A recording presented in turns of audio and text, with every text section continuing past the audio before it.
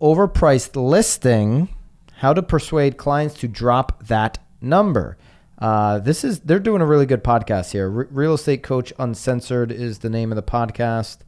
And I've jumped into a little bit of their content. Bernice I haven't. Ross. I feel like I'm going to maybe not. All right, so we're just going to go through the list and kind of give our 2 cents, all right? Yep. Number 1, the best defense is a good offense. The honeymoon period, when you're sitting at the pitch, when you're getting the listing, when you're talking about putting the house on the market, that's the time to get the right price. Well, right. They're also saying, though, that, you can explain to the seller that the honeymoon phase during the listing is the first 2 weeks. Yeah. So if you're not getting anything, and I say that every time, like we will know immediately. Because again, here too, he's talking about a lot of sellers are now wanting to push the market, test the market. I have had a lot of sellers, and in some situations, I'm willing to test it if it's something that's, in the right price point. But again, you will know quickly if you have already priced yourself out of the market. Testing the market is a poor idea because most showings occur during the so-called honeymoon period. The first 14 to 21 days, the property is on the market. After this initial surge of buyers, showings drop dramatically. Here's something else. They didn't say this, but if you're a buyer in the market, and you've missed out on 2 or 3 properties, you're like, man, these things are selling in 2 or 3 days. And so if you see something that's been on 30 days, what are you now telling yourself as a buyer? Something wrong, don't even want to look at it. And they're not even scheduling that showing. They're only scheduling showings on stuff that's brand new, right? Because they feel like the good properties are selling in 2 or 3 days. Right. So you don't want to go through this 14, 21 day testing period. Oh, for sure. You're going to cost yourself money as a seller. Absolutely. And obviously that 14, 21 days, the 2 days selling, we're talking median prices, obviously. You have something super luxury market, those days kind of go up. I think what's nice though too is maybe at that situation, if they are wanting to test the market, I know that they're talking you out of doing that right now, but even if you can get a price reduction signed at the listing, so you're not then having to have a whole nother conversation in 2 weeks, like, hey, listen, I'll do this for you, but here's the price reduction sheet already, and then sign it, and then it takes the conversation out later. You've made your case how strongly you feel about the price that you're presenting. Right.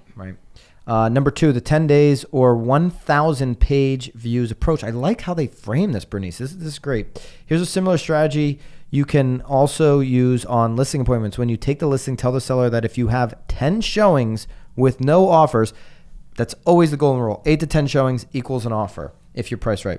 Or if you have 1,000 page views, we never see 1,000 page. Well, I'm thinking saves on Zillow. That's wrong. We definitely see 1,000 page views. This is talking about on the MLS side. And only a handful of showings during the first 14 days on the market, they need to drop the price. Absolutely. If 1,000 people have seen you combined between Zillow and Realtor and Trulia and Redfin and all these different places. Unless you didn't do professional photos. I mean, that may be, true. That may be, yeah. Well, that may 100% of listings should have professional photos by now, guys. Problem. Come on. Well, I don't know about that. Number 3, you're not doing your job. This is what you hear a lot of times. Sellers are frustrated. Like, show me where you've been marketing my home. What are you doing? You aren't doing your job, right? Mm-hmm. That's what they say. And you now have to absolutely be ready to handle that objection. That's going to be an objection that if you take an overpriced listing, don't have the conversation up front. Don't tell them that they're going out overpriced from the beginning or turn that listing down. You're now setting yourself up for these being blamed, right? So you're going to want to look. There's a whole list of ways you can do this. To show that you're actually doing your correct. job. Yeah. Performance reporting. You should be sending that out to your sellers every single week. We've talked about that in the past. You can read through those. Oh, look, they even give you a little script. Yeah, I like that script. Here's the script. Mr. and Mrs. Seller, as you can see from this spreadsheet. I like as I promised. I always say that. Your listing has had over 10,000 page views during the past 2 weeks. This doesn't include the 100 brokers and open house visitors we've had at your brokers open and Sunday open houses. That maybe not working during in COVID. I don't think you're doing yeah. brokers opens right now too often. The issue here is the price, not the marketing. Oof, man, they are going right at it here. I might want to do this one face to face or on a Zoom. Consequently, you have had an important decision to make. You are going to lower the price to where the property will sell, or are you going to leave it at the current price and let it sit on the market? It's your choice. What would you like to do? I want to have this conversation in person, Zoom, or on the phone, or in person. Okay. That would be my advice. Well, again, it was a script. I can't imagine that was an email. Yeah. When you read it, it's a little different. Number 4, the odds of selling when the market is the issue.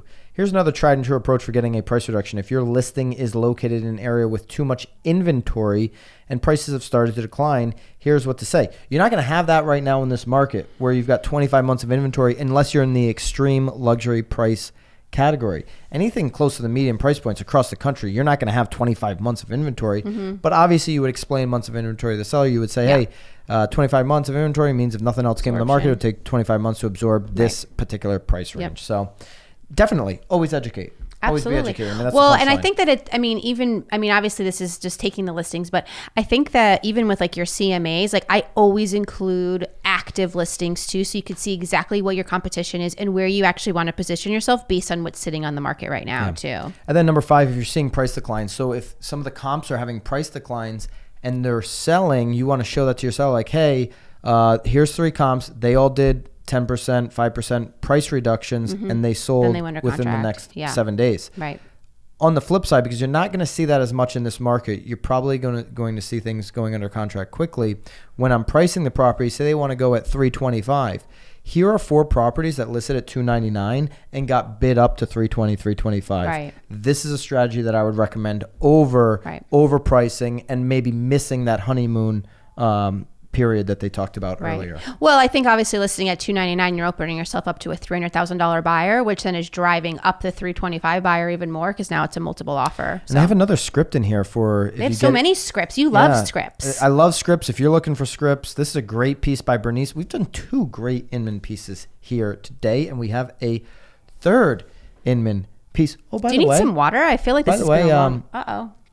You were supposed to have those questions prepared for me from the last. I'm not going to let you off the hook on that. We're going to do the marketeer, and then you get your questions. Oh my gosh, I don't even think I remember them at this point. You were supposed to come prepared for that. Yeah, you don't have them? I don't know. All right. Marketeer of the week. This is another opinion piece.